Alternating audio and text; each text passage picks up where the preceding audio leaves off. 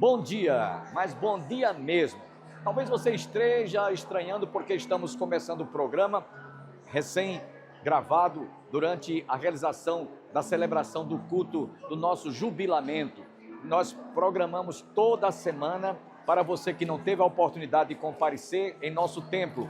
Hoje ouviremos o nosso irmão pastor Walter Vandilson, que foi um dos oradores do nosso culto de ações de graça. Você também ainda ouvirá o conjunto coral Sarah Calley, que esteve abrilhantando o louvor, e você com certeza será enriquecido e abençoado. Quero deixá-los com o conjunto coral Sarah Calley. Não uso mais a mensagem da cruz, canção que fala o nome de Jesus. Do seu vazio ouso mais falar. Saudade que eu tenho de escutar sobre o Rei da Glória,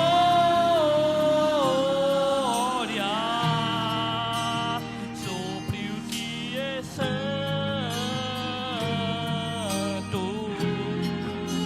sobre tua grandeza,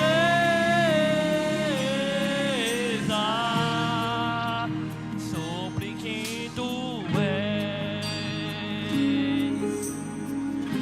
Ele é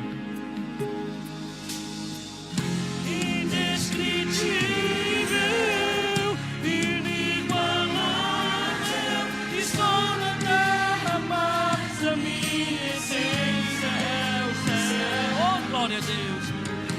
Eu canto glória, pra sempre glória, de eternidade em eternidade é fiel. Sobre o Rei da Glória,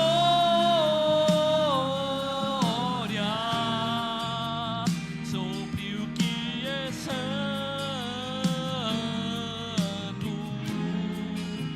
sobre tua grandeza, sobre quem tu és, sobre quem tu és. E você pode seguir-lhe, é glória a Deus.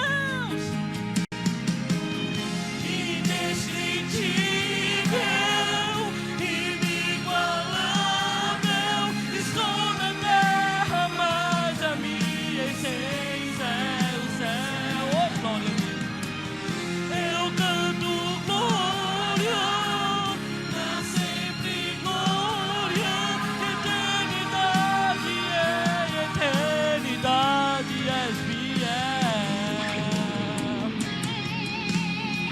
Oh, aleluia!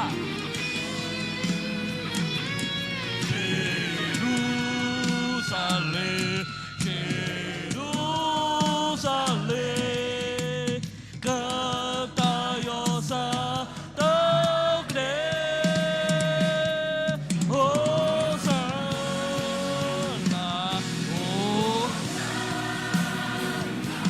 Hosana ao vosso Rei, indescritível, que sou na terra, mas a minha essência é o céu. Eu canto glória, pra sempre glória, de eternidade em eternidade é fiel.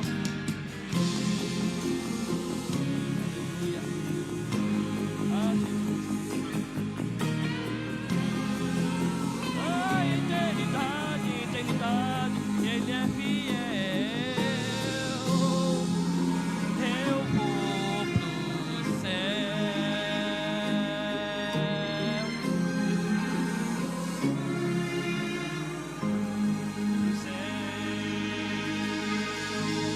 Oh, glória a Deus, oh, glória a Deus.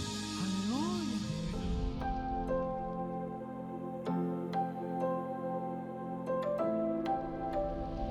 Queridos, vamos abrir nossas Bíblias em 1 Samuel, no primeiro livro de Samuel, capítulo 7. Eu vou ler apenas um versículo, vou discorrer sobre o capítulo 7, mas vou me prender no único versículo que é conhecido de todos, que é o versículo número 12. 1 Samuel, capítulo 7, nós vamos ler o verso 12 apenas, embora eu pretenda discorrer sobre o capítulo. Amém? Todos acharam? Diz assim o texto santo: Então Samuel pegou uma pedra e a pôs entre Mispa e Sem, e lhe deu o nome de Ebenezer, dizendo: Até aqui nos ajudou o Senhor. Amém? Agora olhe para quem está do seu lado e diga assim: você é uma bênção. Diga mais, diga assim: mas por favor, não converse comigo agora. Amém? Então eu creio que você vai deixar quem está do seu lado ouvir a palavra de Deus agora. Amados, o texto que nós lemos em base a esta mensagem está inserido no episódio no qual os israelitas se reuniram na cidade de Mispa e foram atacados pelos filisteus. Todos nós conhecemos a história, está no versículo 7 do capítulo 7. Os filisteus, nós sabemos, eram um povo que habitava na região de Canaã, e sobretudo nas cidades de Asdod, Ecrom, Gate, Ascalon e Gaza. E era um povo com um poderio bélico muito grande. Eram especialistas na fabricação de armas e impunha medo aos seus inimigos. Isto todos nós conhecemos. Pois bem, no versículo 8 consta que os israelitas perceberam que seriam atacados pelos filisteus, e quando perceberam isso, tiveram medo. E então pediram a Samuel que não cessasse de clamar por eles. Foi o pedido que eles fizeram a Samuel. E naquele momento, diz o texto, narra a história, que Samuel ofereceu um holocausto e clamou pelos israelitas. E diz o texto que o Senhor respondeu a Samuel, porque enquanto ele oferecia o holocausto, consta no relato, o Eterno trovejou sobre os filisteus, e eles entraram em pânico e foram derrotados pelos filhos de Israel. Isso nós vamos ler nos versos 9 e no verso 10. Então Samuel pegou uma pedra, e aí chegamos no verso 12, que foi o verso que nós lemos. Samuel pegou uma pedra, objetivando colocá-la, diz o texto, entre as cidades de Mispa e Sem, e pegou aquela pedra como um marco daquela grande vitória proporcionada pelo Senhor, e a chamou de Ebenezer. Ebenezer significa exatamente pedra de ajuda. E disse: até aqui nos ajudou o Senhor. E no verso 12 mais 1 consta que os filisteus foram abatidos e nunca mais vieram ao território de Israel, porque a mão do Senhor esteve contra eles todos os dias de Samuel. Este breve relato que eu fiz pode nos levar a fazer algumas inferências, e sobre elas eu gostaria de discorrer um pouco nesta noite. Samuel, diz o texto, como eu acabei de falar, clamou ao Senhor por Israel, e o Senhor lhe respondeu. E em meio às guerras, meus amados, e nós enfrentamos muitas guerras no dia a dia, enfrentamos muitas batalhas. Em meio às guerras que travamos, por mais difíceis que pareçam ser, nós precisamos entender que o servo do Senhor não as enfrenta com base, com fulcro nas armas humanas que dispõe, ou no poderio bélico que possa ter. Ele não enfrenta as batalhas com base na experiência, porque muitas vezes nós somos tendentes a resolver as coisas do nosso modo, porque a gente já conhece. E eu sempre digo o seguinte, que a experiência é uma bênção, mas a experiência só trata de coisas do passado. Quem sabe o que vai acontecer daqui a um minuto é Deus, e nós precisamos depender de Deus. Então o servo do Senhor não enfrenta as batalhas com base nas suas armas, ele as enfrenta na dependência do Senhor. Esta é a primeira coisa que nós inferimos do texto. Ele recorre ao Senhor porque sabe que não há impossíveis para Deus. Nunca houve. O pastor Bosco, nestes 46 anos à frente desta igreja, houve mais 4 anos lá à frente da segunda igreja, no centenário. Nestes 50 anos de ministério, tenho certeza que pode dizer que não há impossíveis para Deus. Nos momentos mais difíceis, nos momentos mais complicados, tenho certeza que Deus esteve no socorro dele. Embaixadores de Sião, ontem eu estava aqui, alguém perguntou, é da tua época? Eu digo, meu amigo, lá em casa tem Bíblia de Débora com o autógrafo de Isaac, vem lá em casa. Então assim, nesses 50 anos de embaixadores de Sião, muitas dificuldades foram enfrentadas, mas com certeza, tenho certeza que eles podem dizer que o Senhor tem lhes ajudado em todos os momentos, e por isso que estão aqui nesta noite. Certa feita Jesus disse, o que é impossível para o ser humano, é possível para Deus. Eu não sei como você chegou aqui nesta noite, mas eu quero dizer uma coisa para você. Se você está enfrentando dificuldades que parecem impossíveis, problemas que parecem insolúveis, o Senhor tem a solução. Podem ter certeza disso. Eu quero ressaltar que não se trata aqui de uma palavra positivista, determinista, não é isso, é um fato. Samuel clamou ao Senhor no momento de dificuldade, porque esta deve ser a atitude de um servo de Deus, recorrer ao Senhor, não apenas nos momentos de dificuldades, mas sempre. Deus poderia não ter feito nada, afinal de contas, Ele é Deus, e continuaria sendo Deus, afinal de contas é o soberano. Mas, naquele dia, ele resolveu fazer. Se ele tivesse resolvido não fazer nada, ele continuaria sendo Deus, como eu acabei de falar. Mas o que nos conforta é saber que, se ele não agisse, seria porque ele sabia o que estava fazendo. Certamente de outra forma viria livramento para o seu povo, mas uma coisa é certa, ele traria livramento para o seu povo naquela noite.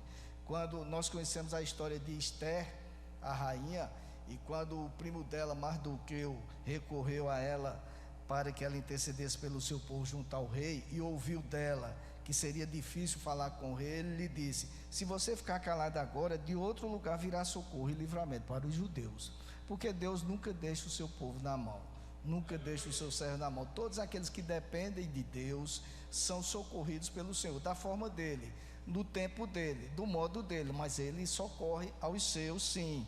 E é assim que se pensa, é assim que deve pensar o servo de Deus. Ele tem a certeza que os caminhos de Deus não são os seus caminhos, e os pensamentos do Senhor não são os seus pensamentos. O profeta Isaías, no capítulo 55, verso 8 e 9, disse isso: assim diz o Senhor, porque os meus caminhos não são os vossos caminhos, e os meus pensamentos não são os vossos pensamentos. Assim como os meus caminhos são mais altos do que os vossos caminhos, os meus pensamentos são mais altos do que os vossos pensamentos. O povo costuma dizer por aí que Deus escreve certo por linhas tortas. Não, Deus escreve certo no tempo dele, pelas linhas dele, porque os pensamentos dele são diferentes dos nossos. Narra o texto que nós estamos tratando, que naquele dia Deus quis agir, como eu acabei de falar. E o contexto no qual as palavras estão inseridas mostra o porquê dessa ação divina. E esta é a segunda inferência que nós podemos retirar do texto. Diz o verso 10 que naquele dia o Senhor trovejou com grande estrondo sobre os filisteus, o que ocorreu enquanto Samuel oferecia o holocausto ao Eterno. O fato, queridos, é que Deus sempre responde às nossas orações quando andamos segundo os preceitos dele. Muitas vezes a resposta ocorre imediatamente, em outros casos ela demora, em alguns outros, inclusive, ela vem de forma contrária ao que esperávamos, mas sempre ocorrerá no tempo certo, que é o tempo de Deus e do modo dele. Isto é fato. Por isso, no versículo 4 do capítulo 2 do profeta Abacuque, o Senhor disse uma frase que inclusive se tornou a base da doutrina da justificação pela fé. Ele disse o seguinte: escreve, pois, eis que o ímpio está cada vez mais arrogante, suas vontades não visam bem, mas o justo viverá pela fé. Justo no vocabulário hebreu tem o significado de reconciliado, de absolvido. Se fosse nos dias atuais, talvez o apóstolo Paulo, ao invés de usar a palavra justo, como ele usa muito, talvez ele usasse a palavra reconciliado ou absolvido. Quando alguém era levado ao tribunal, se ele fosse inocente, ele estava reconciliado com a sociedade. Se fosse condenado, depois de cumprir a pena, estava reconciliado. Isso significava ser justo. E quando ele diz que, a Bíblia diz que nós somos justos, é porque o Senhor Jesus nos reconciliou com Deus. Nós somos justos não porque não temos 2 pesos e 2 medidas. Nós somos justos porque o Senhor, pela graça dele, nos reconciliou com ele. Não é por outra razão que nós estamos aqui nesta noite. Não é por outra razão. Se não fosse a graça de Deus, talvez estivéssemos lá no Parque do Povo agora, ou em outros lugares que não agradam a Deus. Nós só estamos aqui porque Deus foi gracioso conosco. Louvado seja o nome do Senhor. Então nós percebemos que Deus estava falando daqueles que viviam sob o senhorio dele, estavam reconciliados com ele, não desobedeciam aos mandamentos dele. No contexto de Abacuque, quando isso foi dito, o profeta perguntou: Senhor, por que está havendo esse problema com o teu povo? Por que é que tu permites que os inimigos estejam nos sobrepujando? E aí ele, é como se ele dissesse para Abacuque o seguinte: não olhe para o que você vê, mas para o que eu posso fazer. É como se Deus dissesse: eu sei, Abacuque, que a situação está difícil, que a Babilônia está massacrando vocês, mas saiba que eu tenho o controle da história. Saiba que eu sou o Senhor. Você e o seu povo precisam confiar em mim, pois vocês são justificados, e o justo não se baseia pelo que vê, o justo anda pela fé. O justo se baseia no que eu posso fazer e não no que está ocorrendo. Continuem confiando em mim. É como se Deus estivesse dizendo: continuem recorrendo a mim, continuem dependendo de mim, continuem sendo obedientes aos meus preceitos, pois no meu tempo e do meu jeito eu farei o que for preciso. No caso no qual nós estamos analisando, meus amados, aqui o texto de 1 Samuel, capítulo 7, o Senhor respondeu com trovões sobre os filisteus, para que eles soubessem que a guerra não era contra Israel, mas contra ele, que era o verdadeiro rei da nação. Os filisteus não estavam guerreando contra o povo de Deus, porque quando se guerreia contra o povo de Deus, a guerra é na realidade contra o próprio Deus, e é Deus quem defende o seu povo. Louvado seja o seu nome. E este era o ponto, amados. Israel havia sido criada para ser uma nação teocêntrica, uma nação que não tinha rei humano e não precisava de reis humanos, porque era governada pelo Deus eterno. Enquanto ela servisse ao Senhor e fosse obediente à sua palavra, ele estaria cuidando dela e estaria inclusive guerreando por ela. Por isso que em Deuteronômio, me permita fazer uma leitura rápida, em Deuteronômio no capítulo 11, dos versos 18 a 25, consta o seguinte: ponham estas minhas palavras no seu coração e na sua alma, amarrem-nas como sinal na mão, para que sejam por frontal entre os olhos. Ensinem essas palavras aos seus filhos, falando delas quando estiverem sentados em casa, andando pelo caminho, quando se deitarem e quando se levantarem. Devem escrevê-las nos umbrais de sua casa e nas suas portas, para que se multipliquem os seus dias e os dias de seus filhos na terra que o Senhor, sob juramento, prometeu dar aos pais de vocês, e para que esses dias sejam tão numerosos como os dias do céu acima da terra. Porque se vocês de fato guardarem todos estes mandamentos que lhes ordeno, amando o Senhor, o Deus de vocês, andando em todos os seus caminhos e sendo fiéis a Ele, o Senhor expulsará todas estas nações, e vocês tomarão posse de nações maiores e mais poderosas do que vocês. Todo lugar onde puserem a planta do pé, desde o deserto, desde o Líbano, desde o rio Eufrates até o mar ocidental, será de vocês. Ninguém poderá resistir a vocês. O Senhor, seu Deus, espalhará o terror e o temor de vocês por toda a terra que vocês pisarem, como Ele já lhes prometeu. Então Deus condicionou, como ainda condiciona a ação dele, a obediência aos seus preceitos. Assim como Ele condicionou o seu povo lá no texto de Deuteronômio, a obedecerem as palavras dele, ele condiciona nos dias atuais a andarmos segundo os seus preceitos, a subsunção total ao seu reinado. O seu povo, meus amados, não poderia desejar ser igual aos povos pagãos que habitavam na terra de Canaã, mas foi exatamente isso que o povo desejou. Queremos um rei como as outras nações, queremos ser iguais às outras nações. Antes da batalha narrada no capítulo 7, da qual estamos falando, o povo de Deus estava vivendo em pecado, inclusive os filhos do sacerdote Eli, como nós conhecemos a história. E por causa disto, com a permissão de Deus, houve outra guerra entre os filisteus e o povo de Deus, que está relatada no capítulo 4 do primeiro livro de Samuel. E naquela guerra o povo de Deus saiu derrotado, morreram 30 mil homens israelitas, e a arca de Deus foi tomada e foi levada pelos filisteus. Só que os filisteus perceberam que haviam feito um péssimo negócio, se meter com algo que era de Deus, ficar com a arca de Deus. Eles perceberam que o negócio não era muito bom para eles e devolveram para Israel, porque quando alguém que não é do meio do povo de Deus se mete a fazer aquilo que é de Deus, mas que não compete a ele só tem prejuízos, podem ter certeza disso. E aí o que é que acontece? Os filisteus devolveram a arca para Israel, e ela foi colocada na casa de Abinadab, e passou cerca de 20 anos naquele local. E durante o tempo no qual a arca ficou na casa de Abinadab, toda a casa de Israel dirigia lamentações ao Senhor, diz o verso 5.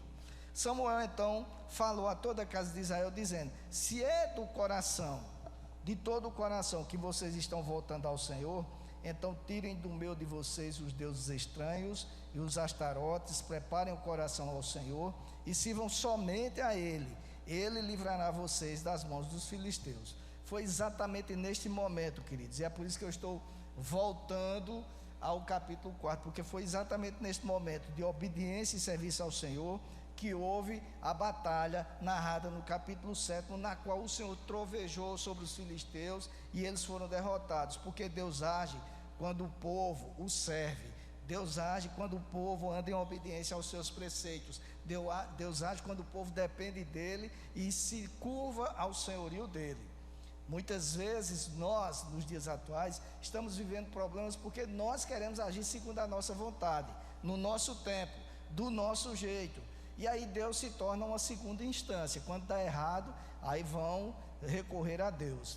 Eu só me lembro do meu sogro, que o pastor Bosco conhece. Ele tinha uma lanchonete lá na rodoviária velha, e às vezes as pessoas chegavam lá: irmã, ore por mim. Por quê? Não, porque eu fiz uma besteira, eu fiz um negócio, porque você não consultou Deus antes. Mas irmão, não sabe que a gente faz assim. Ele dizia o seguinte: eu vou orar pelo povo de Deus, se você estiver no meio, você vai ser abençoado. Porque muitas vezes é assim que acontece.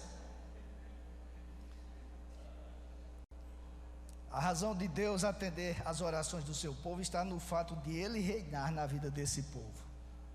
Quando Ele reina no meio desse povo, Ele atende os seus pedidos. Muitos há que vivem em desobediência aos mandamentos divinos, como eu acabei de falar, dizem que pertencem ao povo de Deus, mas agem como se não temessem a Ele, agem como se Deus não reinasse sobre suas vidas, são senhores de suas vontades e ainda querem que Deus responda aos seus clamores. Não, queridos, não é possível acontecer isto. Quando nós andamos de acordo com a nossa vontade, não nos submetemos ao senhorio de Deus, não é possível que Deus esteja a responder os nossos clamores. Deus exige obediência e servidão a Ele. E a melhor coisa que pode existir, tenho certeza que o pastor Bosco, nesses 50 anos de ministério, pode dizer isso, e nesses 74 anos de vida, sobretudo, é que a melhor coisa que pode existir é ser servo de Deus. Ter o Senhor como soberano sobre nossas vidas, como o seu patrão. É disto que nós estamos falando nesta noite. Então, queridos, o que eu quero dizer é que a razão, como eu estava dizendo, a razão de Deus atender às orações é quando nós temos Ele como nosso patrão, como nosso Senhor. Eu lembro que antigamente, e isso me vem à mente agora, há alguns anos tinha uma empresa aqui em Campina Grande chamada Candi. Não sei quantos lembram, quantos são dessa época? Pronto, esses que são dessa época a gente vai orar, porque a gente está bem pertinho de ir para a glória. Lá na Cande, tinha um diretor que já faleceu, já está na glória, que era meu amigo, e eles resolveram que iriam conseguir o certificado ISO 9000, que é um certificado de excelência. E aí eles trouxeram as pessoas lá da Suíça para ministrarem cursos, e eles ministravam os cursos, e depois que ministravam, as pessoas tinham que colocar em prática aquilo que aprendiam. E eles iam embora. 6 meses depois eles voltavam para ver se a coisa estava andando como eles tinham ensinado.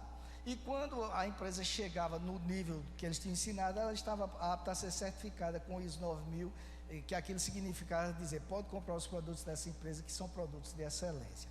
Pois bem, quando eles chegavam lá na empresa, muitas vezes eles iam logo no diretor, e conversavam com o diretor, e faziam muitas perguntas ao diretor, e esperavam, obviamente, que as respostas fossem em linha com aquilo que eles haviam ensinado.